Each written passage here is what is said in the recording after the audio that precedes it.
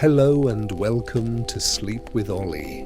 This is a place where we slow down, let go, and gently fall asleep. I'm your sleep companion, Oliver, but you can call me Ollie. It's truly a pleasure to meet you tonight. If your mind feels full, if your thoughts won't quiet down, you're in the right place here. There's no pressure, no noise, just calm stories and a voice to guide you into sleep. So relax, close your eyes, and let Sleep with Ollie carry you away. Now, we're about to begin a dreamy retelling of a story you may have heard before, Beauty and the Beast. Once there was a merchant named Laurent. He had invested all of his fortune into a fleet of ships, but lost them all at sea. As a widower, he did not have to bring this news home to a wife, but he did have 6 children who had grown used to a comfortable life when debts were called in and rumors spread that the family was penniless. Most of them struggled to accept it. Days turned into weeks, but the ships never returned to the port. The merchant was forced to sell his valuable belongings, his fine furniture, his carriage, and even his daughter's jewelry and expensive dresses. In the end, they gave up their grand home and moved to a small cottage on the outskirts of town. Laurent was often away from home, visiting business contacts and searching for partners who might help him rebuild his fortune while he was gone.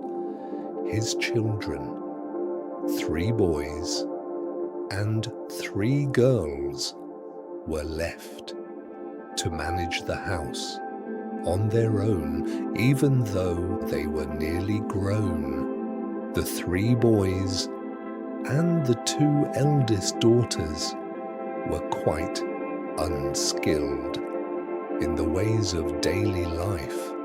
They had grown used to comfort and a life without effort. The youngest daughter, Camille, was the only one truly willing to take responsibility for the home. Perhaps it was her age, or perhaps her gentle and determined nature. Whatever the reason, Camille did everything she could to learn how to run a household. Although Laurent was well liked by the villagers, his family had very few friends, and this made their situation even more difficult. The 5 older children made no effort to adjust to their new life. They did nothing to improve themselves and nothing to build connections with the neighbors who might have helped them. But Camille was different.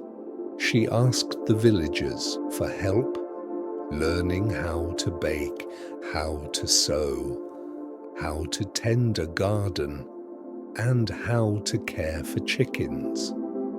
At first, the villagers were cautious, But as they saw her willingness to learn and her dedication to hard work, their caution slowly turned into genuine affection as they began to appreciate her effort and her determination. Over time, Camille became the one who held Laurent's household together, while the 5 older siblings struggled to accept their fate and could not change it. Camille made sure the house remained in order and that there was always food on the table. The family lived this way for nearly 2 years, until one day, Laurent received news one of his lost ships had returned to the port with most of its cargo still intact. The unexpected news filled the family with joy. The 5 older siblings declared that their life in the village was finally over. Camille shared in their happiness, but to her, the news did not feel as important. She had grown fond of their small cottage, the neat garden, and the comforting scent of fresh bread. She was glad that her family would be happy, but she was not certain if she truly wanted to return to their old life of idleness. She had become someone who found meaning in being useful. To reclaim his property, Laurent would have to travel to the port on horseback. The journey would take several days. Once he arrived, he could arrange the proper handling of his recovered wealth and hire a comfortable carriage to bring him home, with hopes of better days ahead. He asked his children what they would like from the city. The older siblings asked for fine things: silk shoes with shining buckles, hats with elaborate trimmings, velvet capes, furs, and jewels. Only Camille remained silent, carefully thinking about her answer. When her father asked her to speak, she paused just for a moment. To be honest, Father, I have always dreamed of seeing a rose. They do not grow here, and they are so rare and so expensive. If you could bring me just one rose in any color, that would be enough for me. Laurent smiled at his youngest daughter's simple wish and agreed at once.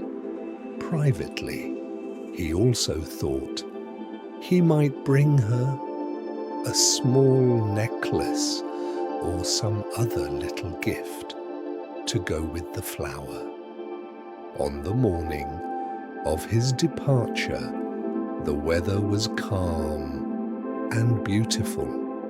Camille carefully packed his saddlebag with everything he would need for the journey and said goodbye with eyes softly filled with tears. The others were more indifferent. They were used to their father's travels and cared only about the gifts he would bring back. As Laurent rode away along the sunlit forest path, Camille stood alone in front of the cottage, watching him go. She did not move until he disappeared from sight. There was a quiet unease within her, but she tried to push it away. After all, it seemed their fate had finally begun to change while his children remained at the cottage. Laurent continued his journey toward the port city, filled with hope of reclaiming his wealth and his former life. He had suffered great losses. That much was true. But with the cargo from this ship, he could begin again. Perhaps in time, he could rebuild a new fleet, his mind filled with dreams of spices, of silks, and of rare goods he might one day bring from distant lands. But when he arrived at the port, those dreams were suddenly shattered. Yes, the ship had returned, and most of its cargo was still intact, but the news had spread quickly, and his creditors had acted at once. By the time Laurent came to claim his goods, everything had already been taken to settle his debts. He tried in vain, going from one merchant to another, asking for more time, but no one would grant it. By the end of the day, he was a man without debt, but with nothing left. He had no money left to invest, and no way to buy the gifts he had promised his children. The disappointment was so deep that he did not even wish to stay in the city for a single night. He made no preparations, it gave no thought to the weather, and sent no word ahead. Laurent mounted his tired horse again and left the city, returning along the same country road that had brought him there. That morning, a few hours outside the city, night fell and a violent storm began. Lightning flashed, thunder shook the air around him. The wind roared without mercy, tearing branches from the trees. Laurent's horse was seized with fear and bolted off the main road, carrying him deep into an unknown forest. Too late, Laurent realized what a terrible mistake it had been to travel at night through the fierce wind. He searched for any kind of shelter, a cave, or anything that might protect him. He had no sense of how long. His horse wandered through the howling storm. At last, a tall stone wall appeared before him. Hoping he had reached a place of shelter, He urged the horse forward, but as he drew closer, he understood. This was not a house, but the wall, surrounding a great estate. A long, imposing iron gate stood slightly open. Without wasting a moment, he dismounted and pushed the heavy gate wider, guiding his horse inside. Together, they moved slowly along a paved path that faded into the darkness ahead. Leaves swirled all around him. Rain struck him from every direction. Laurent could barely make out the massive structure rising before him. It was, without a doubt, a grand mansion. Even with his vision so limited, he could see a wide entrance and many tall windows belonging to large rooms within. For someone arriving uninvited, it was a deeply unsettling place. But he had no other choice. He feared he would not survive the night. Without a roof over his head, he tied his horse in a sheltered place and walked toward the great front door. He lifted the iron door knocker and let it fall. The sound echoed as if answering the thunder outside. When no reply came, he took a deep breath and pushed the door inward. With all his strength, the door opened and he nearly fell onto the floor of a vast entrance hall. Laurent lay there on the cold stone floor for a moment without moving. Slowly, he caught his breath.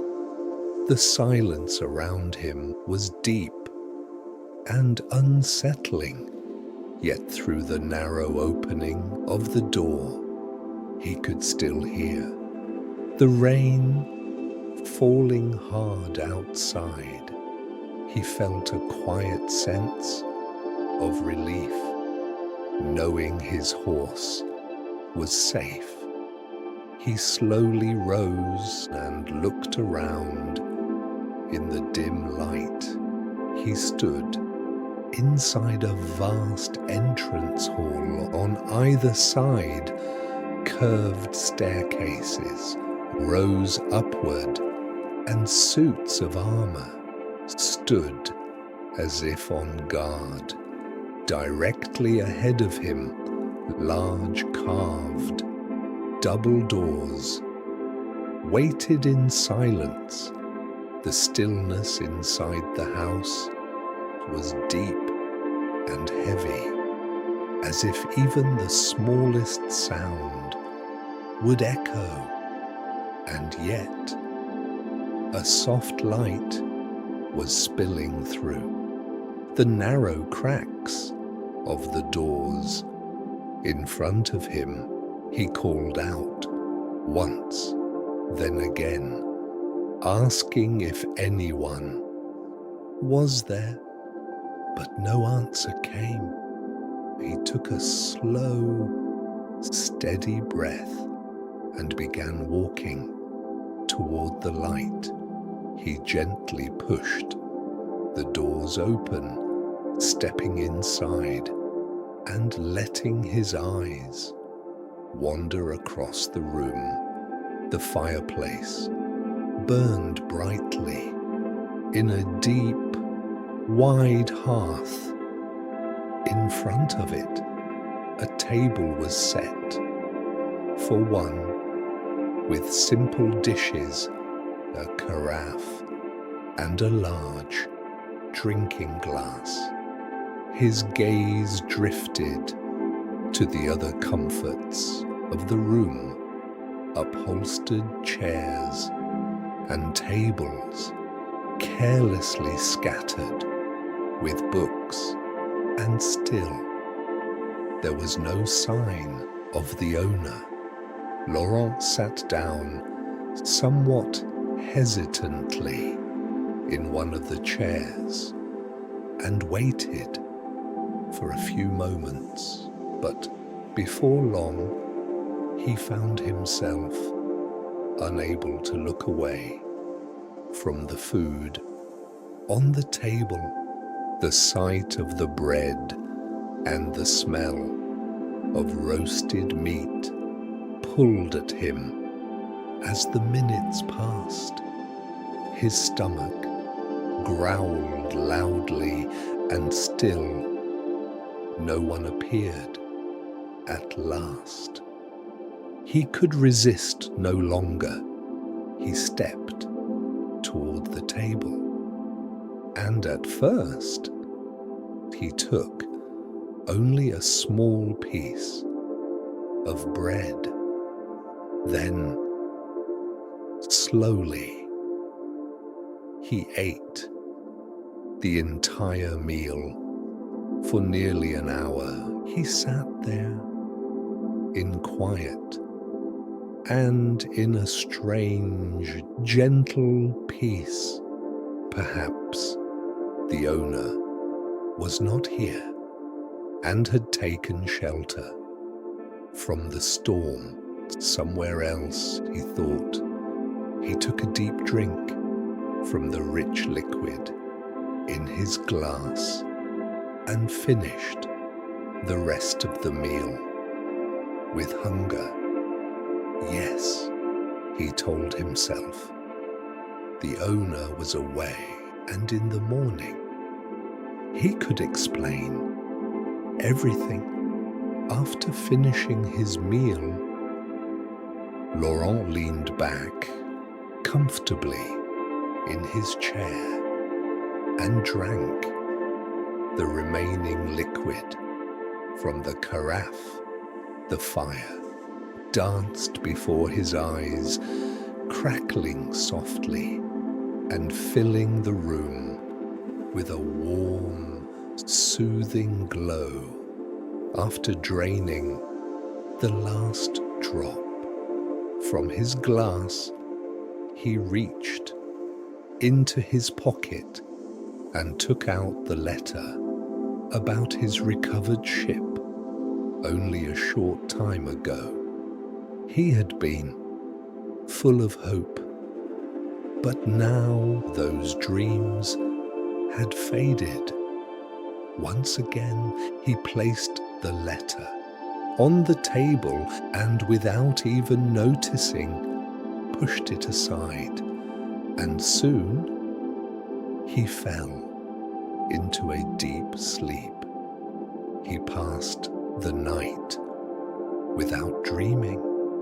When he woke in the morning, it took him a moment to remember where he was. The fire had burned out, and the plates and glasses from the night before still remained on the table. It seemed that the owner had not yet returned. He felt ashamed for entering a stranger's home without permission.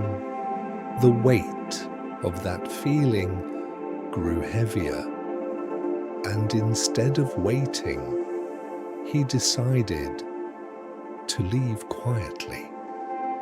After all, he told himself, the food would have gone to waste anyway. He rose with careful steps. He moved forward toward the entrance and found himself walking softly between the suits of armor, almost on tiptoe, as if they might come to life at any moment and block his path. He glanced at the carved staircases on either side and noticed the carpets were worn and untidy. It felt as though no one had lived here for a very long time. He walked slowly across the stone floor and reached the great front door. He stretched out his hands, pulled with all his strength, and the door slowly opened again. Outside, a mist-covered courtyard lay before him. He slipped through the narrow opening and closed the door. Behind him, he straightened his coat and tried to gather what little composure he had left, leaving this place like a thief in the night. Felt wrong, but he was determined to leave this shameful journey behind him. He hurried back to where he had left his horse. Seeing it safe brought him a quiet sense of relief.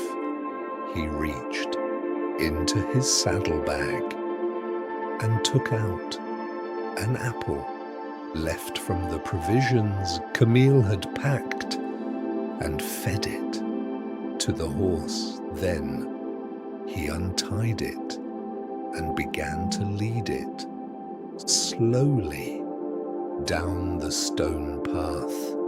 In silence, he followed the same path he had taken through the storm the night before.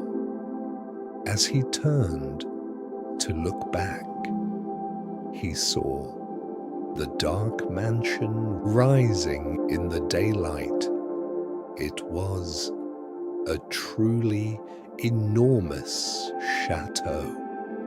The structure was long in pale beige tones and rectangular in shape, with a central section rising in the middle and symmetrical wings extending on either side. Those wings were clearly visible, stretching outward from both sides. The windows were tall and narrow, lined in perfect order across 2 full floors, as if they were watching him from above. The sloping tiled roof was crowded with chimneys turning away from the imposing chateau. He guided his horse toward the front gate, with overgrown gardens stretching on either side of the path. As he neared the end of the walkway, something caught his attention: a delicate pergola covered in climbing roses. At the center of a round seating area stood a rose bush bearing the most beautiful pink roses he had ever seen. In that moment, he remembered his promise to Camille and deciding to keep his word to his youngest daughter.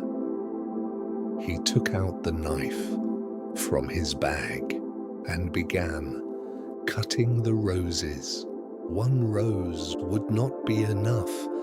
He would take them all.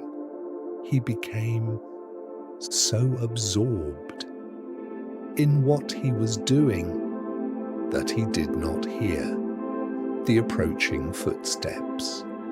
But as he stepped back from the rose bush, now stripped of its blossoms, he felt that he was being watched. He turned around and saw a frightening man staring at him with anger, or at least he thought it was a man. The figure before him resembled a human, but his face was hidden beneath wild, untamed facial hair, and his body was unusually tall and powerful. He wore a wrinkled linen shirt and trousers, as if he had arrived in a hurry. He looked furious. "What do you think you are doing?" he shouted, his voice low and growling like that of a wolf. Laurent froze, unable to move, and became aware of the bundle of roses in his left hand. He began to stammer, trying to explain himself.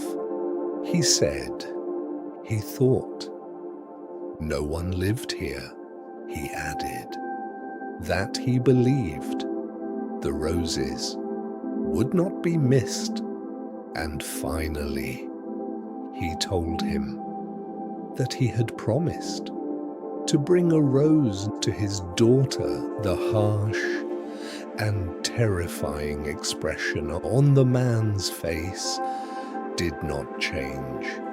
He finished his words weakly. The frightening man in the linen clothes stood in silence, as if carefully choosing what to say next. Then he straightened and spoke. "You took advantage of my hospitality without permission. You ate my food. You slept in my chair. All of this I could have forgiven without confronting you. But you have taken every bloom from the rose bush I value most. That bush holds great meaning for me. There is nothing else like it, and each of those roses is priceless to me.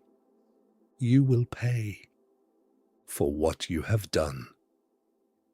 Hearing these words, Laurent felt his heart sink. He lowered his head and said that he could not pay anything at all. He had nothing to offer. The master of the house, with his cold, stone-like expression, watched him without emotion. "Then you will repay your debt through work," he said. "I have need of labor here in my estate." Laurent looked at him in shock, trying to find another solution, but he protested. "Sir, I have 6 children at home. I cannot stay here. What will become of them?" There was not the slightest change in the man's expression. "Either you repay your debt yourself, or someone from your family will take your place," he said. "Take your roses. They are of no value to me now. Return to your family and make your arrangements. Within 1 week, I expect to see either you or your replacement here. If you do not return, I will find you." After saying this, the furious man turned away and walked with heavy steps toward the house. He did not look back, even once. Laurent stood there, watching as he disappeared into the chateau.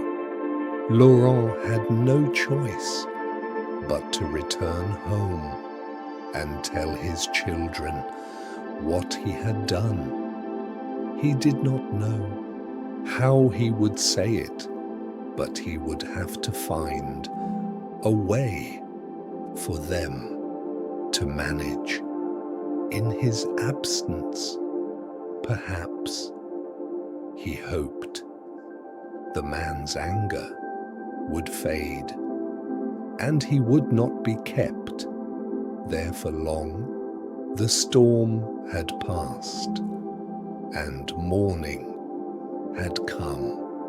Laurent found his way back to the main road and began his journey home. As he traveled, he thought of what he would have to say when he arrived. He moved forward slowly, but with quiet determination. The weather was calm, the mist had lifted, and the early autumn sun spread a gentle warmth that felt strangely out of place. The birds sang softly as if nothing had happened, but his heart felt heavy and he was uneasy about what lay ahead.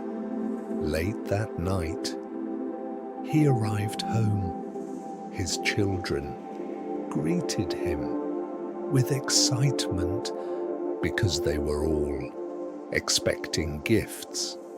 They searched through his saddlebag, looking for the fine things he had promised. But Laurent, with quiet shame, handed each of them a single rose. Camille took hers, breathed in its fragrance and admired its beauty. But the other 5 children asked to see their real gifts. That evening, around the crowded kitchen table, Laurent told his children everything that had happened on his ill-fated journey to the port city. He explained how he had lost what remained of his fortune and how he had come to owe a debt to the master of the mysterious chateau. When he told them that he would have to return and work to repay the debt, the 5 older siblings were not pleased. They frowned and questioned how they would manage without him. Camille was silent. She sat at the table with an unreadable expression, lost in thought.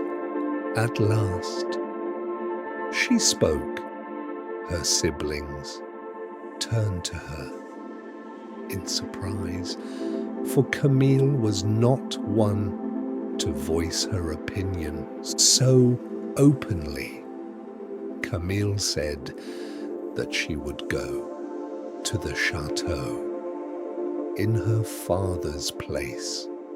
Laurent's eyes filled with tears. He told her he could not and would not allow such a thing, but Camille's reasoning was clear and difficult. to deny. Her father was needed to provide for the family, but she could be spared, and she had learned the skills of a household. She could clean, she could cook, she could do whatever was required of her. In the end, she made her decision clear. There was no other reasonable choice. She would be the one to repay the family's debt. It took her a few days to prepare her belongings for the journey.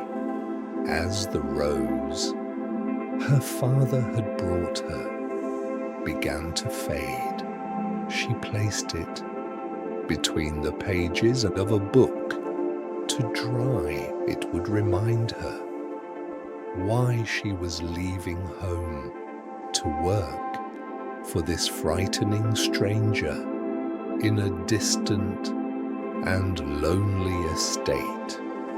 Camille felt uneasy about leaving behind everything she had known, but she was determined to make her father proud. On the morning of their departure, the sky was clear and bright. Together with Laurent, she packed her belongings into a small cart and tied it to their faithful horse.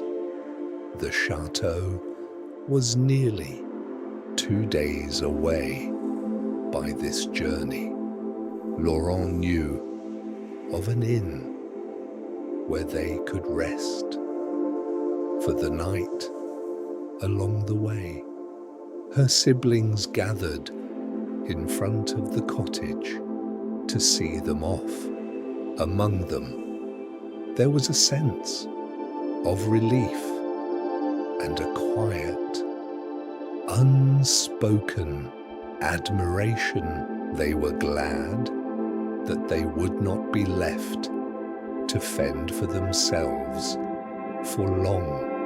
For Laurent and Camille, the journey was a sorrowful one. The first day, the weather was calm, and their night at the inn passed without trouble. But on the second day, the wind grew stronger, and the sky turned grey.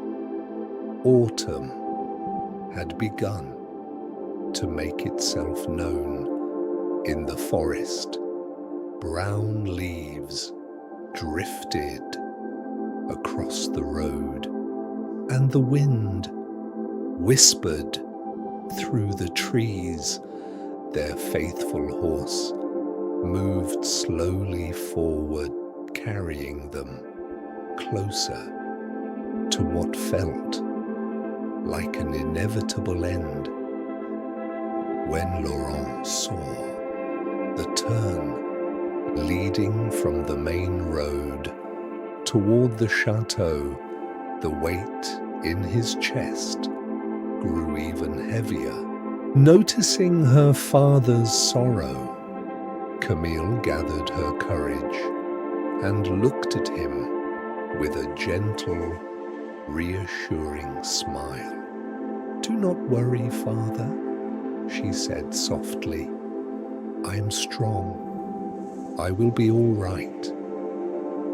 Laurent nodded quietly, hoping that it would be true. And at last, they arrived at the dark and foreboding entrance of the estate. Laurent knew the moment had come. He opened the gate once more, led the horse inside, and began walking toward the mansion for the second time. For part 2, please follow the channel. Ollie wishes you a peaceful night and gentle dreams.